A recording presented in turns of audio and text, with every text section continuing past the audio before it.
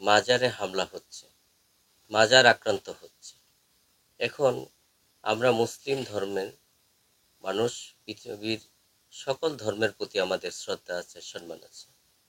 বিশ্ব নবী ইসলাম নিজেই বলেছেন যে আমার 40 বাড়ি পর্যন্ত প্রতিবেশী, সেটা উত্তর হোক, দক্ষিণ হোক, পূর্ব হোক, পশ্চিম হোক, এবং 40 বাড়ির প্রতিবেশী বলেছেন আমাদের বিশ্বনবী।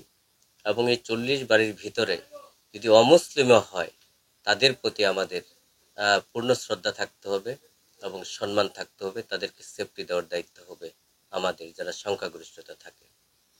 আরেকটা হচ্ছে যে আমরা সাম্প্রতিক সময়ে দেখেছি যে যারা মাজার কেন্দ্রিক এবং বিশেষ করে যারা যারা মাজার থেকে এখানে বিভিন্ন দোয়া দরুদ হয় এবং অনেকে মানত করেন, অনেকে সেটা বিশ্বাস করেন, এবং আমাদের অনেকেই এখানে জ্ঞানী গুণী বিশেষ করে যারা অলি আল্লাহ আছে তারাই এখানে শায়িত আছেন, এবং তাদের অনেক ভক্তবৃন্দ আছেন এবং তারা সেখানে পরিচালিত হয়ে থাকেন, পরিচালিত করে থাকেন।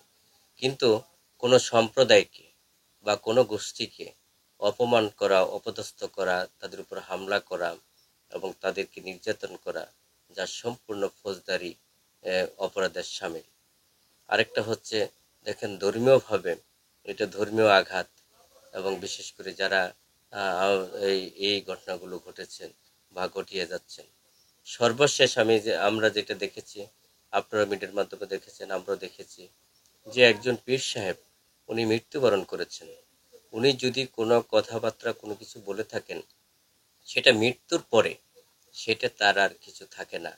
কিন্তু তারপরও আমরা দেখেছি যে মৃত্যুর পরে সে কবর থেকে তার লাশ উত্তোলন করেছেন তৌহিদি জনতার নামে। কিন্তু এবং পরবর্তীতে এই লাশকে পুড়িয়ে ফেলা হলো, যা আইনি বিশেষ করে নিষ্ঠুর এবং বর্বরতা। পৃথিবীর কোনো সভ্য সমাজে এবং কোনো সভ্য দেশে এই ধরনের ঘটনা ঘটেছে কিনা আমার জানা নেই। কিন্তু আমি মনে করি একজন আইনজীবী হিসাবে সেই ঘটনার পরিপ্রেক্ষিতে এবং দ্রুততম সময়ে তাদেরকে আইনের আওতায় আনা এবং তাদেরকে দ্রুততম সময়ের ইনভেস্টিগেশন করে দৃষ্টান্ত শাস্তি বিধান করা। আর যদি না হয় তাহলে এই যে আইন মানুষ নিজের হাতে উঠিয়ে নেওয়ার যে প্রবণতা, এবং বিশেষ করে ধর্মীয় যে অনুভূতিতে আঘাত করা, বিশেষ করে যারা মাজার কেন্দ্রিক আছেন এবং যারা এই নীতিতে বিশ্বাস করেন এবং তাদেরও তার স্বাধীনতা আছে, তাদের স্বাধীনতা চিন্তা চেতনা নিয়ে এবং তারা সেভাবে প্রতিফলিত হয়। সকল নাগরিকেরই সমান অধিকার আছে তার মতভেদ প্রকাশ করার জন্য, তার মতামত প্রকাশ করার জন্য, এবং সকল মানুষেরই তার যে অধিকার আছে যেটা বাংলাদেশ সংবিধান দিয়েছে।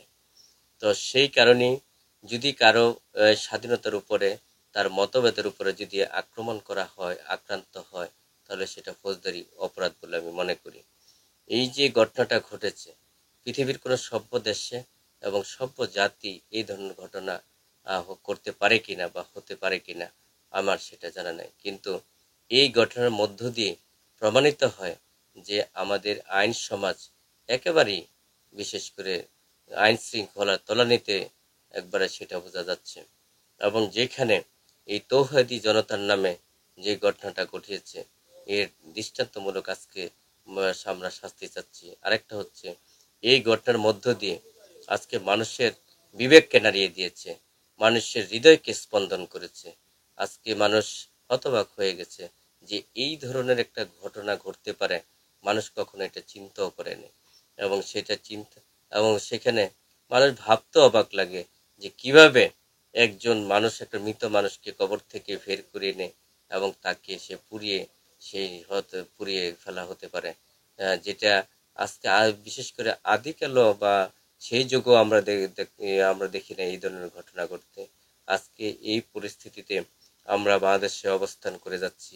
আমরা সেখান থেকে মনে করি যে এখান থেকে উত্তরণের জন্য এবং সেখান থেকে আমাদের পরিত্রাণের জন্য আমাদের সরকারের ভূমিকা রাখতে হবে।